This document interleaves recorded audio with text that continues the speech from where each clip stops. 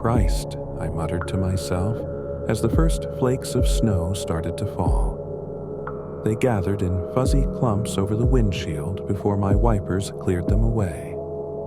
I'd been waiting for 20 minutes now, in my sister's driveway. Had I chosen to wait inside with her, I'd have been dead by now thanks to her 2 gray cats. Cute little devils, but murder to my sinuses. Puffy eyes and a clogged up throat, that's just what I needed. Every Christmas, our family made the annual trip to my grandparents' cabin tucked away in the woods of Hope, Alaska. And I'd hoped to beat the heavy snowfall that was forecasted. Since my sister's license was suspended from a DUI, here I was, a hostage to time, with my finger tapping anxiously on the steering wheel. When my mother had asked me to be the one to grab my sister, I had honestly dreaded it from the start. It wasn't that we hated one another, we just weren't as close anymore. After decades of constant arguments and bitter disagreements, we became distant, and our relationship fizzled. Yes, we were siblings, but it felt more accurate to call us the residue of what siblings once were. Finally, like the gates of Valhalla, her front door opened and out she came. Her hair was forest green. The last time I'd seen her, it had been white. The time before that, it was violet. "Got everything?" I asked as she clambered her way into the passenger seat. She responded as she adjusted her glasses and stuffed a few bags in the back seat. And just like that, we were off. Hope was about a 30-minute drive, and it didn't take long for the awkward silence to inflate between us. It didn't help that the radio didn't work in my car, and that the broken auxiliary port made your music sound like it was having a seizure. By the time we reached the turnoff for Hope Highway, the road was turning into a thick white sheet. Thankfully, on Christmas Eve night, the long stretch to Hope's small community was quick and vacant. The cabin was tucked away in a fortress of trees 5 miles off the main road. As I made the turn, my sister cracked the window, pulled out a blunt, and lit it with her lighter. "Want a hit?" she asked. Snow crunched beneath us. "Not while I'm driving. It's a straight path. We're practically there already."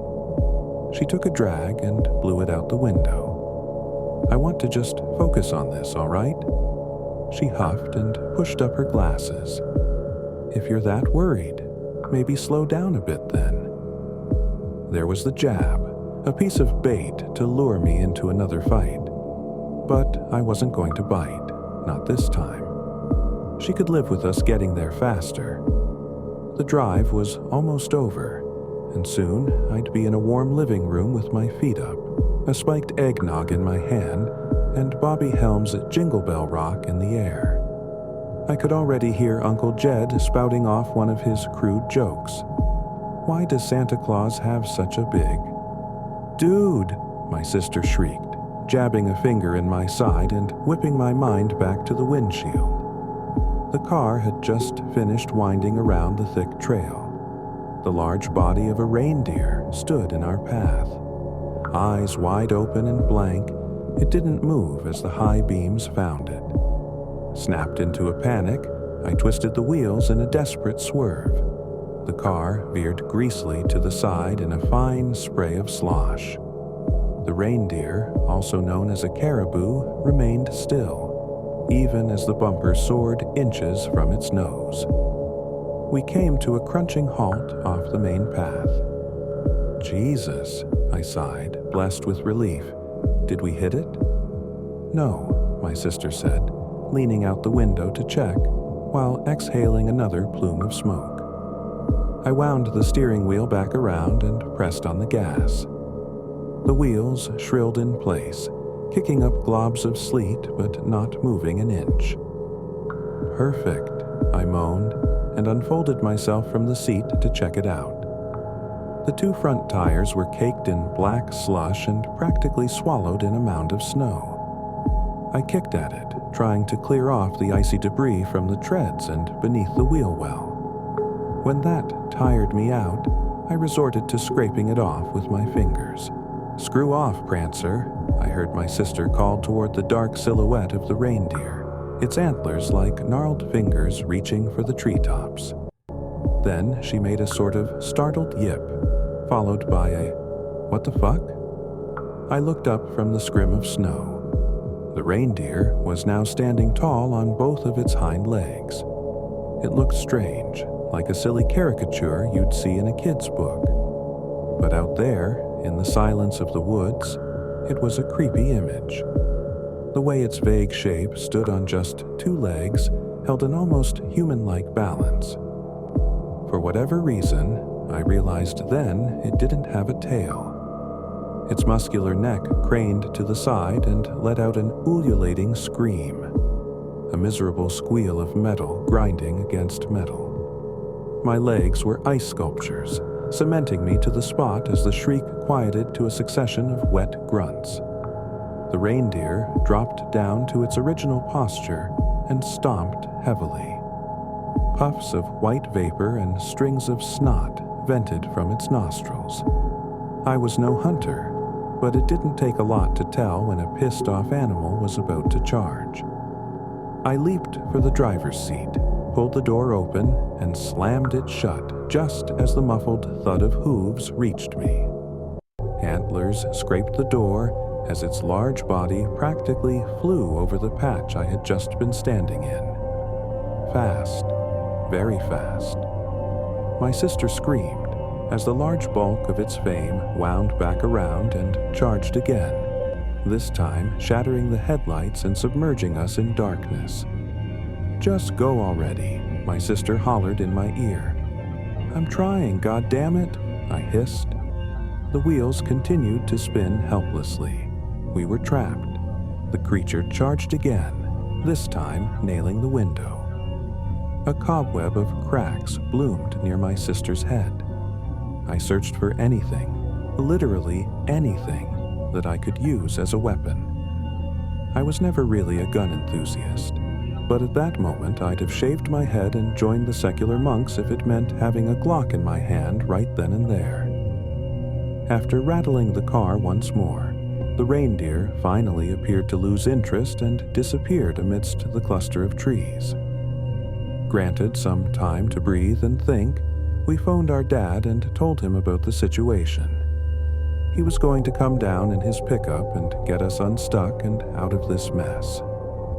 I looked over at my sister, who was taking long and steady breaths between her fingers. "Are you all right?" I asked. "What do you think?" she grumbled. "I told you to slow down." Another jab, and this time I wasn't going to have it. "You want to be useful?" I yelled. "Get out there and push." "No? Then shut the hell up. I don't need it right now." She said nothing else, and neither did I, returning once again to the pocket of silence that our relationship succumbed to. The sooner Dad's headlights peaked in the distance, the better. Suddenly, she rolled the window down. "What are you doing?" I asked. "Shh." She pursed her lips. "Just listen." Humoring her, I waited, and sure enough, the sound reached me too. The quiet voice of a little girl coming from outside. "Somebody," it whimpered. "I'm lost. Please help me. I'm lost."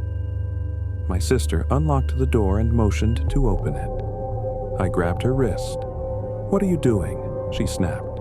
"There's someone out there." "Just wait a second. It's weird, isn't it?" The voice continued to whine, choking between sobs and pleading for someone, anyone, to help her. I didn't like the way it sounded. The same lasting drawl between words, the same weeping sounds like someone was hitting repeat on a speaker.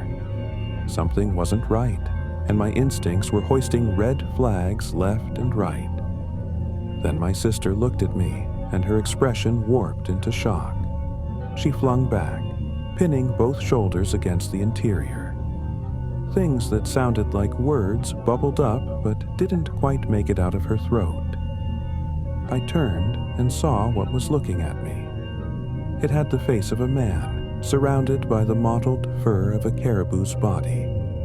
The skin was a mummified brown color, wound tightly around its long skull like old, crinkled leather. Snowflakes landed upon its wide, expressionless eyes and melted into the dark membranes of its pupils. It circled the car, bobbing its antlers and fogging up the windows as it peered inside. My heart shook the walls of my throat.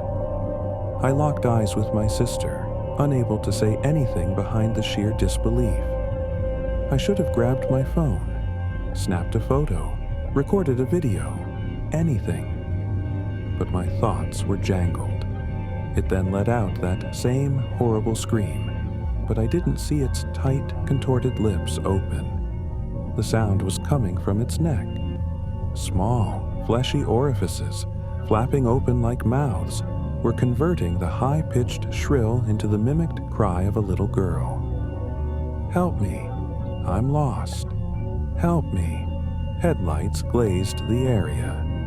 My father's pickup came into view, paving its way down the path. The reindeer, or whatever the fuck it was, ran off, vanishing once again into the snow-covered thicket. Nobody believed us. Why would they?